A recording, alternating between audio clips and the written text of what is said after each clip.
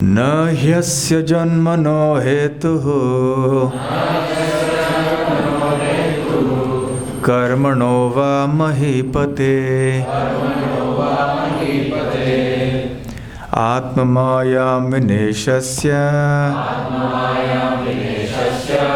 parasya drashturatmanaha na hyasya janmano hetuhu karmano va mahipate atmamayam vineshasya parasya drashturatmanaha na hyasya janmano hetuhu karmano va mahipate atmamayam vineshasya parasya drashturatmanaha. Translation and purport by His Divine Grace H.H Bhaktivedanta Swami Srila Prabhupada. Translation. O King Maharaj Parikshit, but for the Lord's personal desire, there is no cause for His appearance, disappearance, or activities. As the Supersoul, He knows everything. Consequently, there is no cause that affects Him, not even the results of fruitive activities. Purport. This verse points out the difference between the Supreme Personality of Godhead and an ordinary living being. An ordinary living being receives a particular type of body according to his past activities. Karmana daivanetrena jantur dehopapattaye. A living being is never independent and can never appear independently. Rather, one is forced to accept a body imposed upon him by Maya, according to his past karma. As explained in the Bhagavad Gita, chapter 18, text 61, Yantra Rudhani Mayaya. The body is a kind of machine created and offered to the living entity by the material energy under the direction of the Supreme Personality of Godhead. Therefore, the living entity must accept a particular type of body awarded to him by Maya, the material energy, according to his karma. One cannot independently say, "Give me a body like this," or "Give me a body like that." One must accept whatever body is offered by the material energy. This is the position of the ordinary living being. When Krishna descends, however, He does so out of His merciful compassion for the fallen souls. As the Lord says in the Bhagavad Gita, chapter 4, text 8, Paritranaya sadhunam vinashaya cha dushkritam dharma samsthapanarthaya sambhavami yuge yuge. To deliver the pious and to annihilate the miscreants, as well as to re-establish the principles of religion, I advent myself millennium after millennium. The Supreme Lord is not forced to appear. Indeed, no one can subject Him to force, for He is a Supreme Personality of Godhead. Everyone is under His control, and He is not under the control of anyone else. Foolish people who, because of a poor fund of knowledge, think that one can equal Krishna or become Krishna are condemned in every way. No one can equal or surpass Krishna, who is therefore described as Asamordhva. According to the Vishwakosha dictionary, the word Maya is used in the sense of false pride and also in the sense of compassion. For an ordinary living being, the body in which he appears is his punishment. As the Lord says in Bhagavad Gita, chapter 7, text 14, Devi Hesha Gunamai Mama Maya Duratyaya. This divine energy of mine, consisting of the three modes of material nature, is difficult to overcome. But when Krishna comes, the word Maya refers to his compassion or mercy upon the devotees and fallen souls. By his potency, the Lord can deliver everyone, whether sinful or pious. Hare Krishna. So in 3 classes beginning today, I will discuss the verses from the end of chapter 9, or canto 9, I beg your pardon, leading into the first 3 chapters of the 10th canto of the Srimad Bhagavatam, culminating in the transcendental appearance of Sri Krishna. The tempo is being built up, so to speak, for Krishna's appearance. And the narrations leading up to that appearance are all through the Srimad Bhagavatam, all the 9 cantos actually, are ultimately meant for discussing the glories of Sri Krishna, and especially in Vrindavan. In the 9th canto, Shukadev Goswami discusses the descendants of the sun god as well as the dynasty of the moon god. There are 2 primary Kshatriya dynasties in the universe. One coming from the sun god, Vivaswan, and the other coming from the moon god, Soma. Srila Prabhupada explains that generally when the Lord descends, he appears in a Kshatriya family. Not always, but very often. Why so? Because he descends to establish the principles of dharma. And that is generally done by a Kshatriya. The Kshatriya is supposed to establish and protect dharma. He has to ensure that the praja or the citizens are following dharma.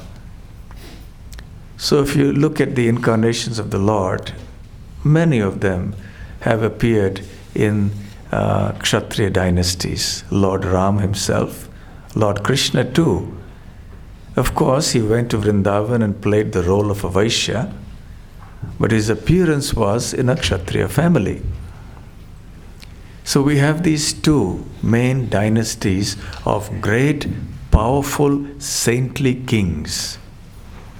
So you have the Surya Vamsha, the dynasty of the sun, and you have the Soma Vamsha, the dynasty of the moon.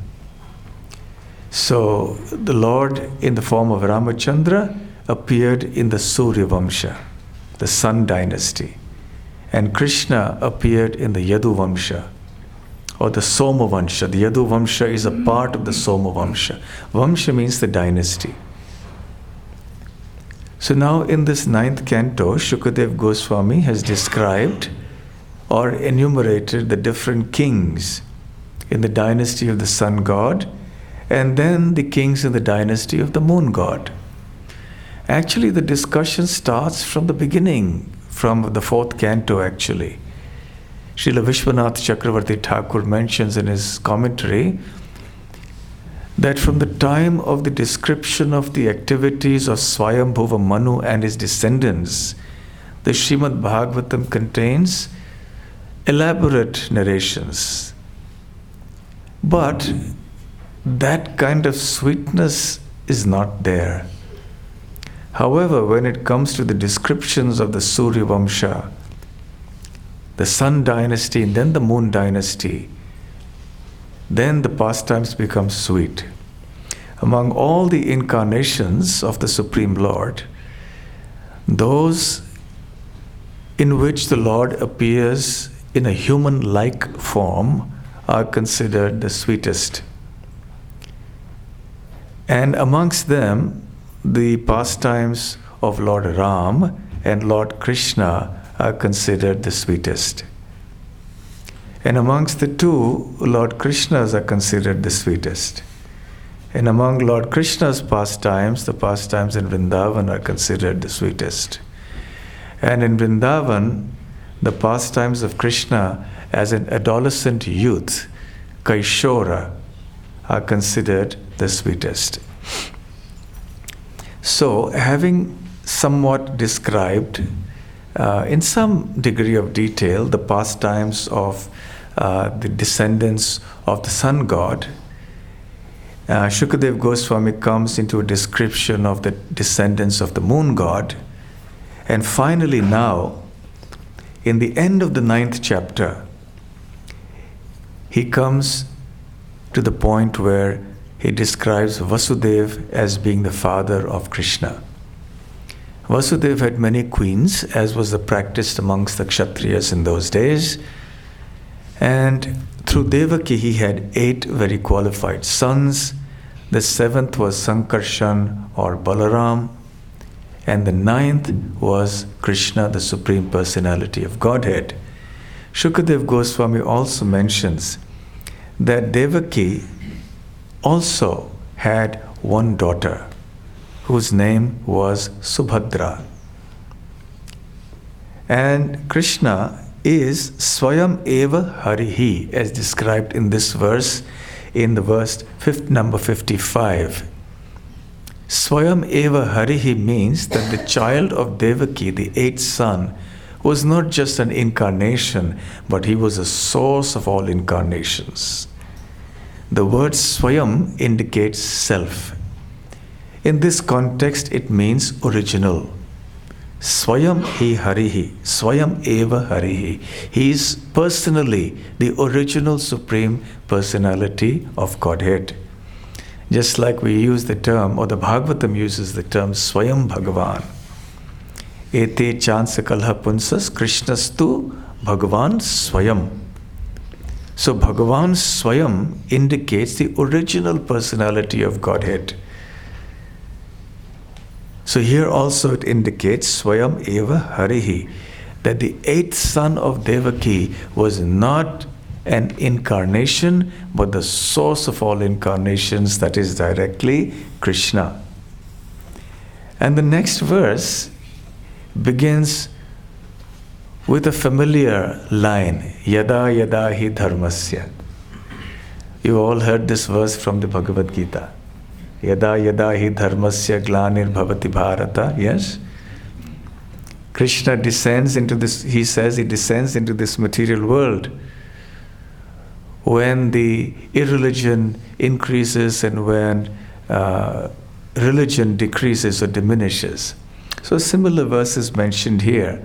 Yada Yada Hi Dharmasya Kshayo Vriddhi Cha Papmanaha Tadatu Bhagavan Isha Atmanam Srijate Harihi. So when dharma deteriorates, declines, dharmasya kshayaha. Kshaya means also decrease or a destruction.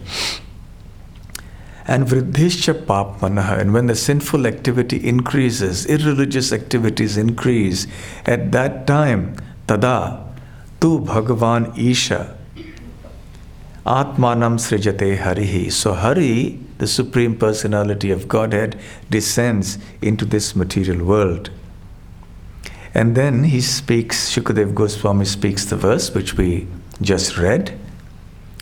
It describes the reason for the advent of the Supreme Personality of Godhead.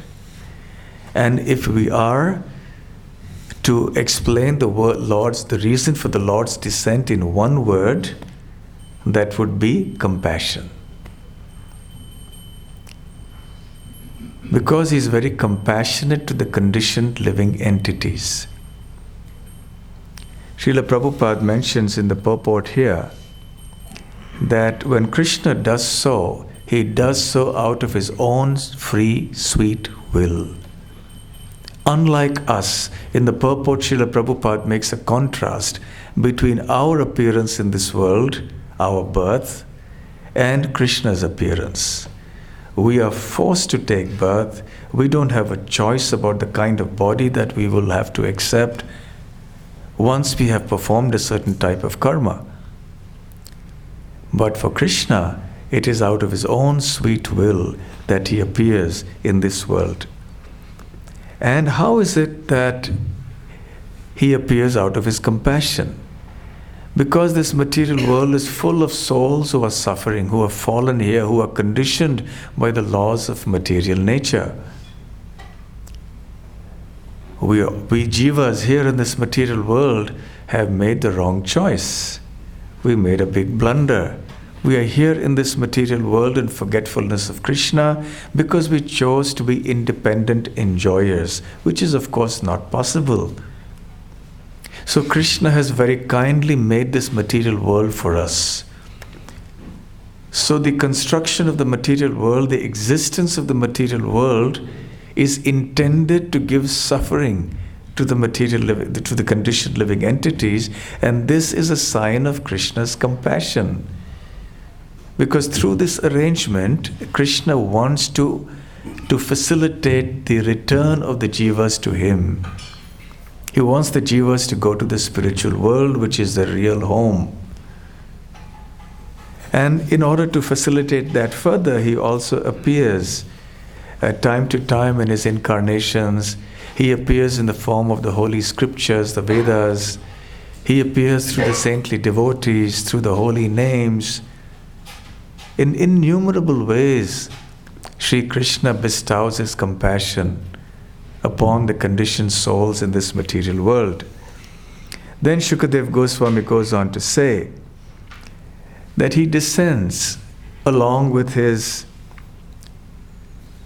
plenary expansion, his first expansion, Balaram, and he performs activities which are beyond the mental comprehension of even the great demigods like Lord Brahma and Lord Shiva.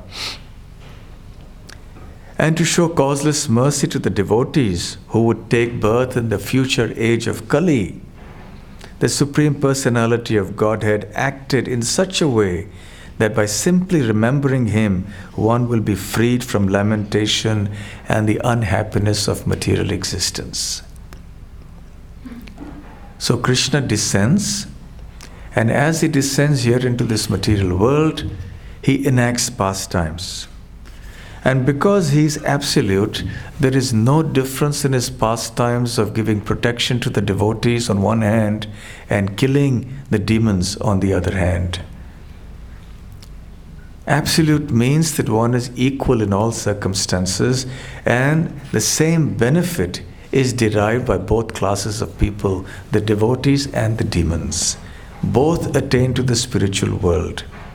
The devotees, out of pure love, they attain to the spiritual planets, and the demons, when they are killed by Krishna, they also attain to the spiritual world, mostly into the impersonal Brahman, and rarely, when they are personally killed by Krishna, they may attain to the spiritual planets and become his associates in the spiritual world, in Krishna Loka. And Krishna's pastimes are subject matter for all of us conditioned souls to hear. And when we do that, we become freed from all material contamination. And then Shukadev Goswami says that Krishna was accompanied by many, many relatives. These relatives are not ordinary people. Shri Shri Radha Gokul Ananda ki jai, Shri Shri Gaur Nitai ki jai, Shri Shri Sita Ram Lakshman Hanuman ki jai. So these relatives, of course, are not ordinary people. The descendants of various dynasties like Bhoja, Vrishni, Andhaka, Madhu, Shurasena, etc. So they accompany him. They are his associates when Krishna appears here. Just as an important personality, even in the material world, does not come alone, does not go alone to any place, he goes with his associates. So similarly, the Supreme Personality of Godhead, when he appears here in this material world, he does so along with his associates. And interestingly, Shukadev Goswami speaks something very sweet here. He says there are 4 ways by which he pleases everyone in human society. Nrilokam Ramayam Asa. Nrilokam means the material world of human beings. Ramayam Asa means he pleased. How did he please the people of the material world? Snigdha, by his affectionate behavior. Smita, by his pleasing smiles. Third is Vakya, by his instructions. And fourth, Vikrama Leela, his heroic pastimes. So in these 4 ways, Krishna pleased all the people of this world. Another thing that Srila Prabhupada mentions here as being pertinent from this verse is the phrase Murtya Ramyaya. Murtya Sarvanga Ramyaya. He has a form, a murti. The Supreme Personality of Godhead is not something formless. He has a formless aspect, but ultimately he is a Supreme Person. He has a beautiful spiritual form. And that spiritual form is Sarva Anga Ramyaya. Srila Prabhupada translates that as the form that pleases everyone by all parts of the body. Ramyaya means that which pleases. Sarva Anga means every part of Krishna's transcendental body is pleasing. In the purport, Srila Prabhupada mentions, apart from his smiling face, every part of his body, his hands, his legs, his chest is pleasing to the devotees who cannot at any time stop seeing the beautiful form of the Lord. So let's try to remember this phrase, Sarvanga Ramyaya. Yes, Sarva Anga Ramyaya. So Krishna's entire transcendental body is very pleasing. Every part of his body is very pleasing, which is not the case for the human body. Even for the most beautiful person, there's always some part of the body which is not just quite right.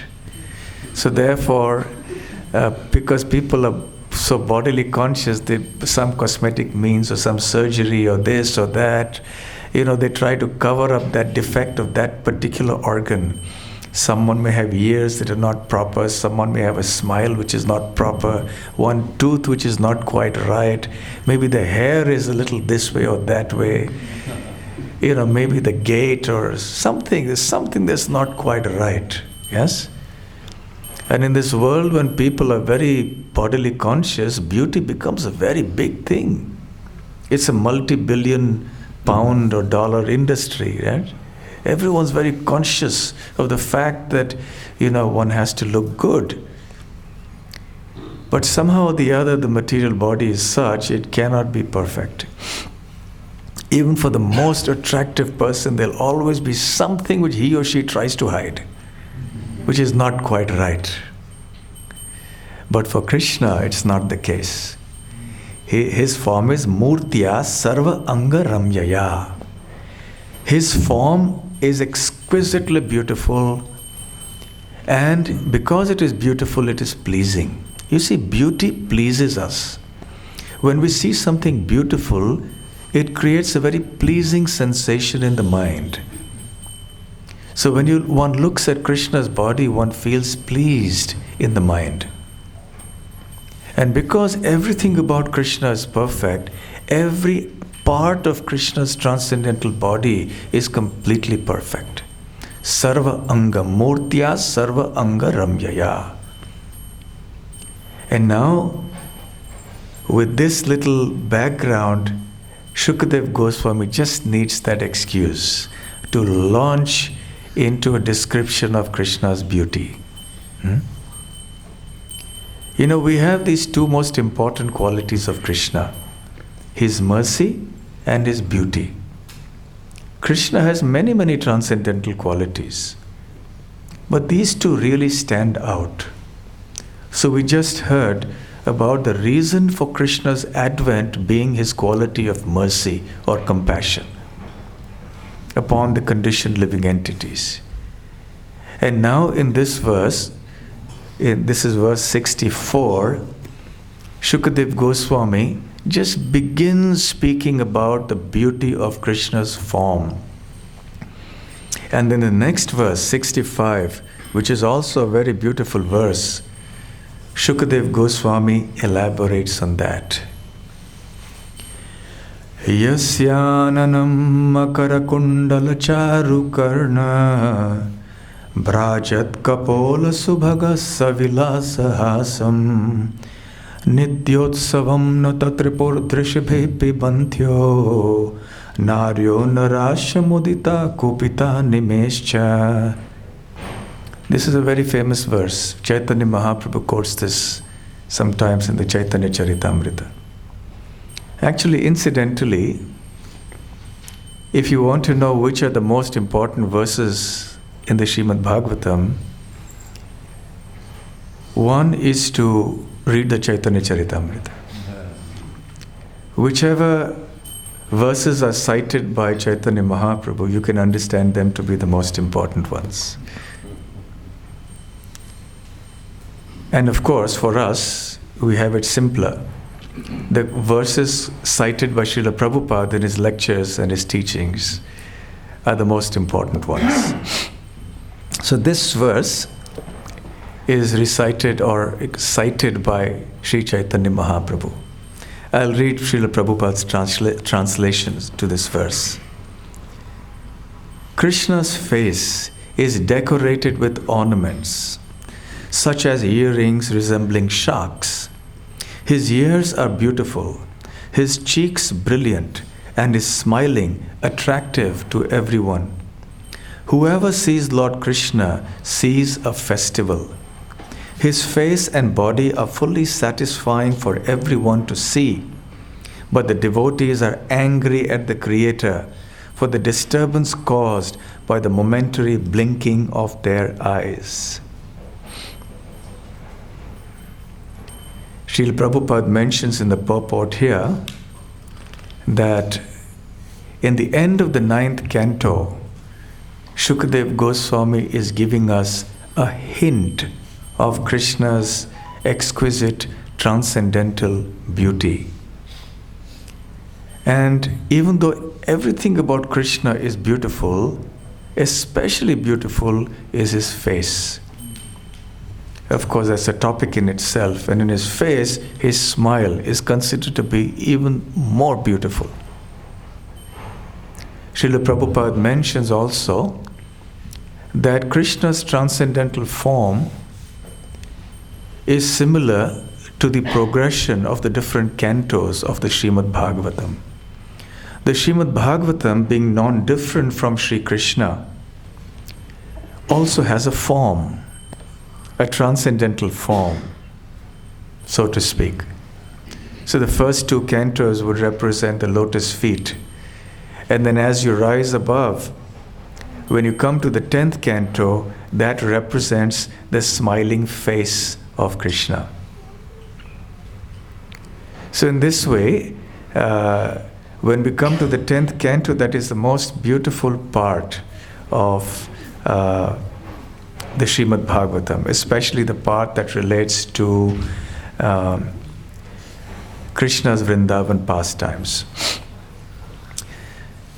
And then Srila Prabhupada explains that in the 10th canto, the beauty of Krishna is going to be more further elaborated. And the beauty of Krishna is seen by everyone in Braj. But it is only the gopis of Vrindavan who can appreciate that beauty in every aspect of it more than anyone else. Mother Yashoda also dresses Krishna, decorates him, bathes him. She also perceives the beauty of Krishna. The cowherd boys see the beauty of Krishna. Everyone in Vrindavan sees the beauty of Krishna. But the way the gopis minutely observe, note, the different aspects of Krishna's beauty is unparalleled.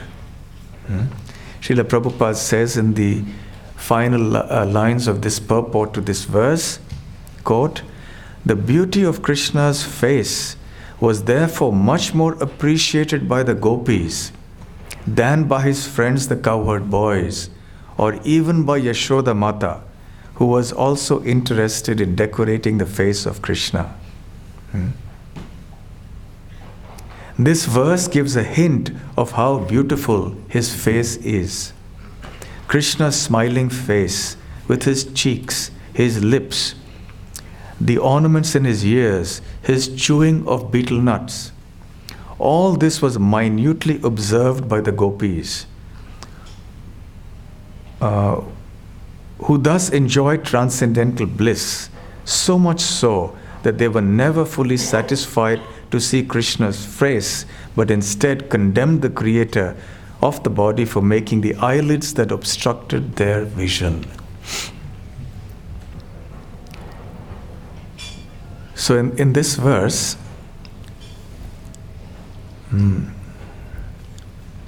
Krishna's beauty is being described in a way that appears to be contradictory because of two words mentioned here. In the last line it says mudita, naryo narasya mudita.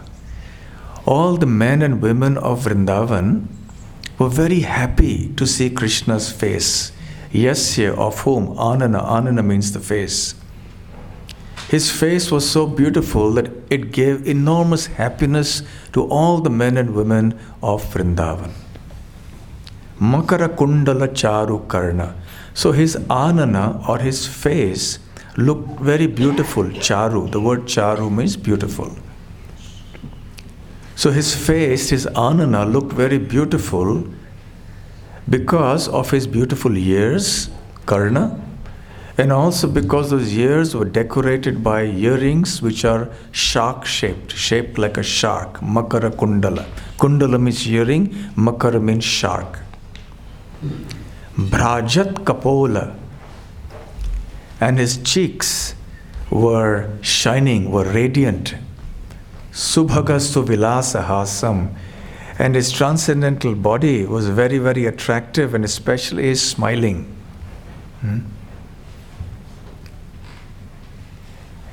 Nityotsava. Nitya means always, eternal. Utsava means a festival. So Krishna's beauty, Krishna's form, Krishna's face, and his smiling in particular is a daily festival for the residents of Vrindavan.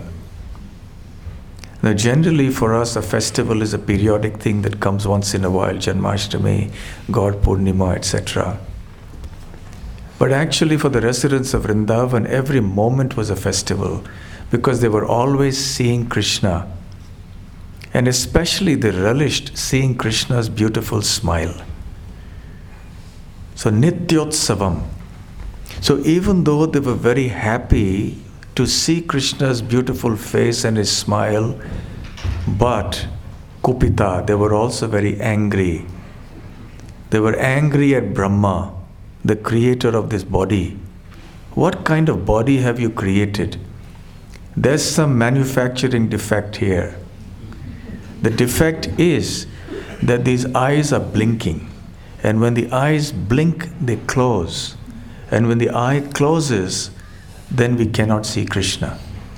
Even though it is only for a fraction of a moment, but what a great loss it is that we're not able to see Krishna and his pleasing smiles for that fraction of a moment. The eyes are meant to see Krishna with unblinking gaze. But here, because we are forced to blink, there is something wrong in the way the Creator has made it, so they condemn him. Kupita nimescha. Nimescha means the blinking of the eyes, which very quickly blink. So in this way, there's a beautiful description of Krishna's beauty here. Srila Prabhupada also mentions in the purport that the inhabitants of Vrindavan saw Krishna almost at every moment, But when Krishna left the village for the pasturing grounds, where he tended the cows and calves, the gopis especially were very much afflicted, because they would look at Krishna's tender feet, lotus feet, and they would think that all these sharp pebbles and the chipped stones and perhaps the thorns in the forest would prick his soft feet and they would cause him pain. So the gopis would be quite afflicted with such a thought in their mind. Of course, actually speaking, there was no pain to Krishna's lotus feet. And you all know the story or the pastime. When Krishna starts the grazing of the calves, Mother Yashoda wants him to wear shoes, because she fears exactly that Krishna's lotus feet will get pricked by the thorns and the pebbles in the forest. But Krishna says, no, I can't do that, because I can't do something, I can't accept a facility that the dear calves won't have. So if you want me to wear shoes, you should also provide shoes for the cows and the calves. And that was a really tall order, even for Mother Yashoda and Nanda Maharaj, the father and mother of God, because there were 900,000 cows. And remember, each has 4 legs. So you have to provide so many shoes, and that would really not be practical. So then Mother Yashoda said, all right, what to do? Okay, go. But all the thorns and the pebbles and all the living entities of Vrindavan noted this. And they were thinking, we should ensure that Krishna is not troubled. So all the deer and the animals, the cows, etc., they made sure that all the pebbles and thorns were crushed to dust. So they stamped upon everything that could possibly be a source of pain for Krishna. And they made sure everything was just fine and smooth. How many of you have been on the Govardhan Parikrama? Yes. And one of the memories you may have, for those of you who used to go in the earlier years, maybe not so much of the recent times, is the pricks on the soles of your feet. Yes? But there's a long stretch which has been transformed. Devotees from various sampradayas, from various organizations, various types of people, pious people, devotees, everyone has come together to make a very smooth, sandy road. And they have actually taken out all the thorns there. Otherwise, I remember in the early years when we used to go for parikrama, every third step we would have to pause to pluck out a thorn from the feet. It was really difficult. But then, the people have now come forward and made it smooth and soft. So the devotees of Krishna will have a very pleasant experience in the parikrama. The problem arises with so-called development. When they start making these tarred roads, and that's substandard, then the tar chips off, you have little those stones that come up, they hurt the feet, not the thorns. But in any case, the residents of Vrindavan, the animals, the birds, everyone cooperated to make the dust of Vrindavan, the floor, the ground of Vrindavan, very, very comfortable for Krishna. So in any case, the gopis' mentality was like that. They would consider the comfort of Krishna in all situations. And finally, in the last verse of this chapter, last 2 verses, Krishna also, Shukadev Goswami describes his pastimes in Vrindavan in brief. He says, Krishna is known as Leela Purushottam.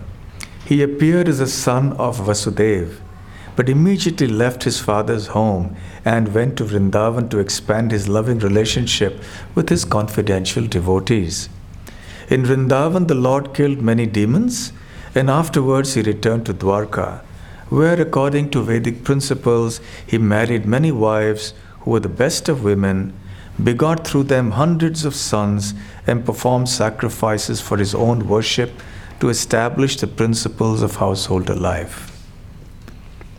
Srila Prabhupada says in the first verse of the 10th canto that this verse is actually a summary of Krishna's Leela and summary of the glories of Vrindavan, and that these will be elaborated further in the 10th canto. In the purport, Srila Prabhupada mentions an important point. I would also like to elaborate on that, but we are running short of time today. So we'll continue with this tomorrow morning, and we'll move into the 10th canto and try to summarize the first chapter tomorrow. So if you have any questions or any comments, we have a few minutes.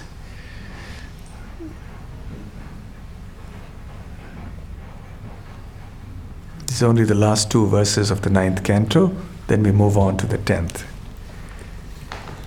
And a request, since we're going to talk about hearing,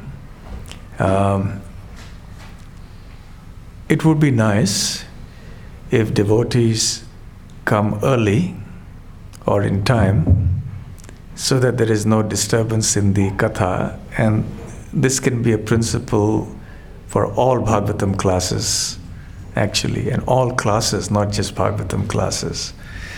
We try to come on time, not later than the time when the Mangalacharan is chanted by the speaker. Once the actual lecture starts, then it's better if there is no movement in and out. And if one has to come, wants to hear the lecture, one could sit in the room outside where there is a CCTV, rather than causing a disturbance by coming in and out, the movement. And if one has to leave, better one leaves after the class, or if one has to go, then better one sits in the room outside, so one can come and go without causing any disturbance. Especially if one knows that one has to leave early, then it's better to sit in the room outside. Do you all agree with this proposal? Yes. Should we have some kind of a discipline or a culture? Yes. Actually, also in another sense, it's not good manners also, keeping aside the transcendental part of it. Let's say you're speaking to someone and the person suddenly gets up and walks away. Yeah? How do you feel?